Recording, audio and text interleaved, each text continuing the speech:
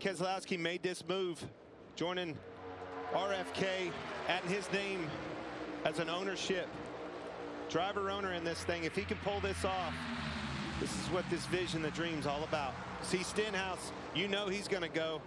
He's not going to want to wait around. Keselowski's best Daytona 500, third. 4 to go.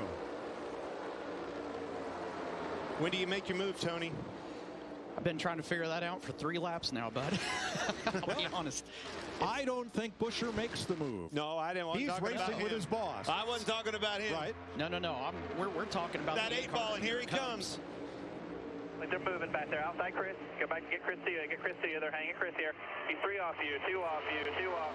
3 Chevys to the outside with William Byron, the 2 Childress cars. The strength's going to be in numbers. Those Chevys going to go to the outside, but look at these Fords stack up behind where they go. Logano does not go with the Ford, stays on the outside with the momentum.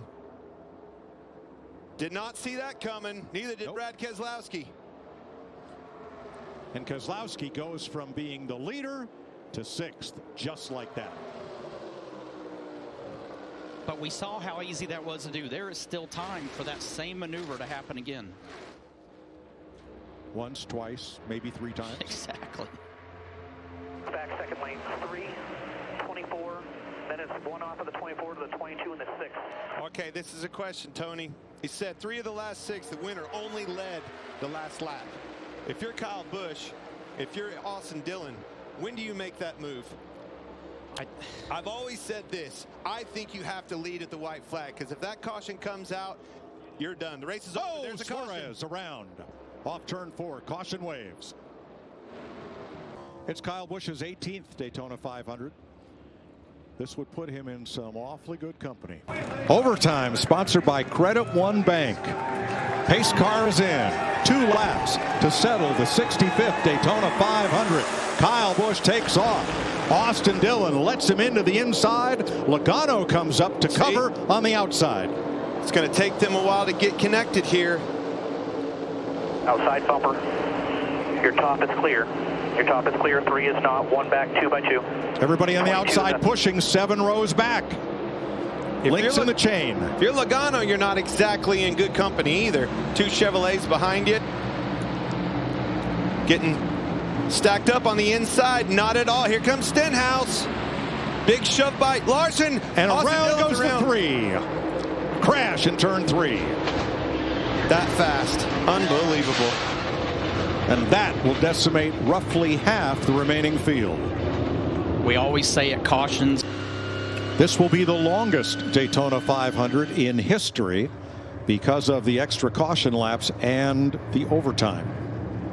We have 8 drivers that stopped 6 laps earlier on fuel than the rest of them, and they are the first 8. However, we don't know if they got those cars completely full or if they did a timed stop just to get them to the end of, say, 1 overtime. I think they all were time stops. I mean, nobody wants to give up any time on pit road, especially under green like that. So it'll be interesting to see who has the fuel to make it the rest of the way. Saw some guys during this caution top off. We know they can make it.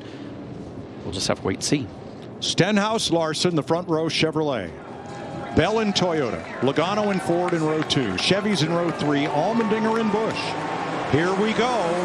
One more try at overtime. Is off of him slightly. Just staying with that 22. I don't like his bottom line already. Look how far off A.J. Allmendinger is off of Bell. That's not good for those guys. Bowman on the outside getting a big push by Bubba. That's where all this energy is going to come from back here. The move's going to be made on the front, but it's going to be because of what they see in the rearview mirror. Here comes the 8. These guys are in trouble on the bottom. Here comes Bubba. Here comes a little bit of help, but they're going to need more than this, just those 2. Bowman drops to the inside. His teammate Kyle Larson is the first car on the inside. Now that energy's all broke up now. Now we're going to see the cars coming from behind. Where's he going to go? They're both going to get to him pretty hard, pretty quick. All right, Stenhouse gets the white flag. The next flag ends it. 3 wide. Well, good. You got the help. Larson tried to go to the middle. Oh, he got turned. Larson Pastrana in the fence. We are still green. No, the caution is out. And we'll wait for official word on whether Ricky Stenhouse or Joey Logano has won the Daytona 500. Come to the checker first, baby. Christopher Bell in the mix. Those 3 cars out in front of the crash. Slow down. They'll have to cross the line, but one of them will win the Daytona 500.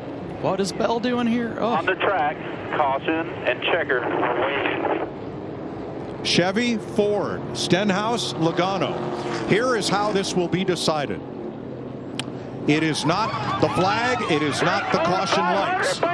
It is NASCAR's decision as to where those 2 cars were when the button was pushed to activate the caution, and Ricky Stenhouse has won the Daytona 500. Ricky Stenhouse Jr., Daytona 500 winner. Let me tell you, that's been a long time coming. That boy has been aggressive. He's been close. He's been knocking on the door on a track like this, and it's finally his turn. Daytona 500. That does not surprise me, Tony. No, not one bit. He's fantastic on the